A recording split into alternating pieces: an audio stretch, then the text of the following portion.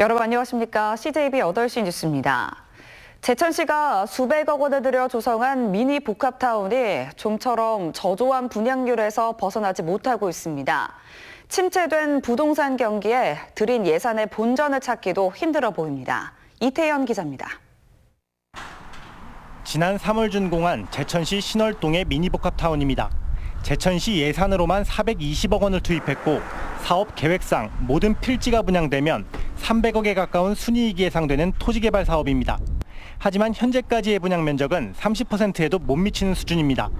대부분의 필지가 텅 빈 채 잡초만 무성하게 자랐습니다. 새로 포장된 도로에선 지나가는 차량 한 대 발견하기 어려울 정도입니다.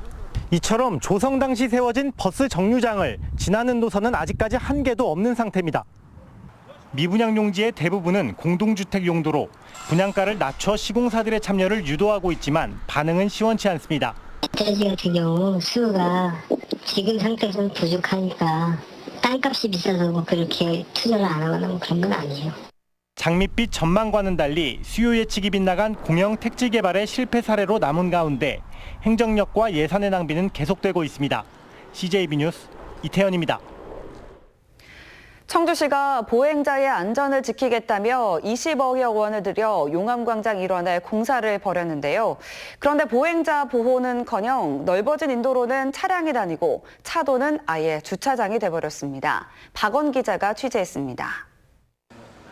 청주시 용암동 용암광장입니다.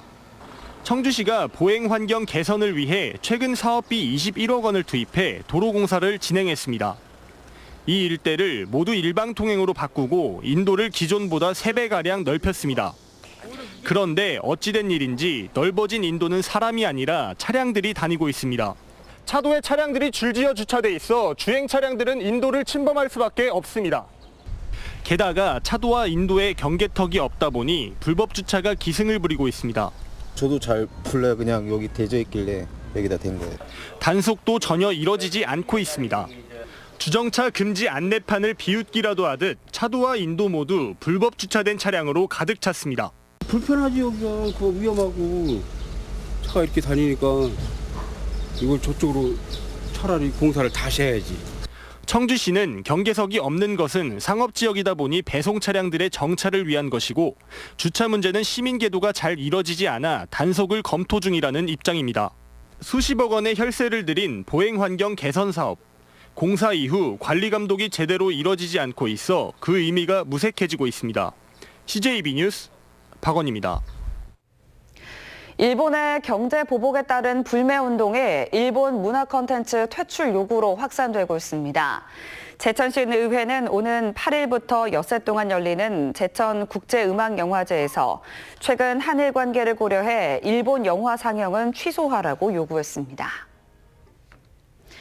2019 충주 세계 무예 마스터십 조직위원회가 1차 엔트리 등록을 마감한 결과 104개국 2,918명의 선수가 신청했습니다.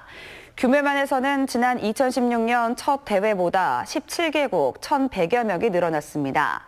가장 많은 선수가 등록한 종목은 세계 선수권 대회와 동시 개최되는 크라쉬로 339명, 이어 유도 207명, 통일무도 187명 순이었습니다. 광복절을 앞두고 충북 산림환경연구소와 도내 11개 시군이 나랏꽃 무궁화 전시회를 열었습니다.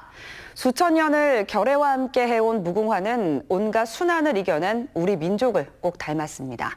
구준회 기자입니다. 무궁화 무궁화 우리나라. 쭉 뻗은 가지 위에 탐스런 무궁화 꽃이 흐드러지게 피었습니다. 희거나 분홍인 꽃잎은 나무마다 다양한 색감을 자랑합니다. 전시 중인 무궁화는 모두 279그루, 충북 산림환경연구소와 충북 11개 시군이 출품한 작품입니다. 색깔도 여러 가지고 모양도 여러 가지고 아까처럼 또 하트 모양이나 이런 것도 많고 좋아서 여기서 지금 하루 종일 지금 사진 찍고 노는 것만 해도 너무 기분 좋은 하루였어요. 100일 동안 꽃을 피운다는 무궁화는 끈기 있는 우리 민족을 닮았습니다.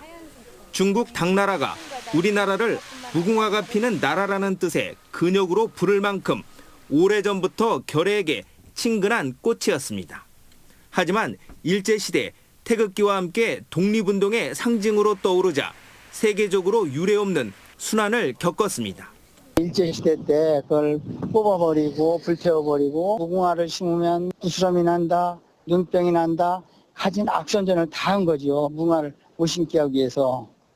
해방 후 뜻있는 학자들은 절멸 위기에 몰린 무궁화를 연구해 200여 종을 새로 개발했습니다. 우리나라는 전 세계 등록 품종 가운데 3분의 1을 보유한 무궁화 강국입니다. 특히 충청북도는 2006년부터 전국 품평회에서 상을 놓치지 않을 정도로 무궁화 보급에 앞장서 왔습니다. 지속적으로 연구를 해서 좀 더 다양한 품종이 나올 수 있는 그런 연구를 하도록 하겠습니다. 수천 년 고락을 함께하며 우리 민족의 얼을 상징해온 무궁화. 이제는 51개 나라에 보급될 정도로 세계인들로부터 사랑받고 있습니다.